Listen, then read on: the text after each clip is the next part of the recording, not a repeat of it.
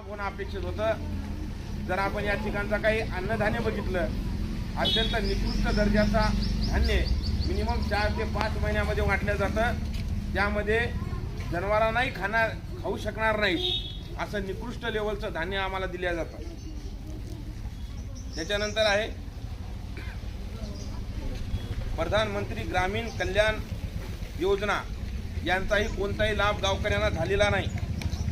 आयुष्यमान भारत योजना, आयुष्यमान भारतचा आमच्या आशा वर्करनी हे प्रोजेक्ट राबवला। यामध्ये सर्व कार्ड गावापर्यंत पोहोचवण्याचा जे प्रयत्न करत आहेत, परंतु त्यांना आवश्यक असलेली सामग्री शासनाने कोणती उपलब्ध करून दिलेली नाही।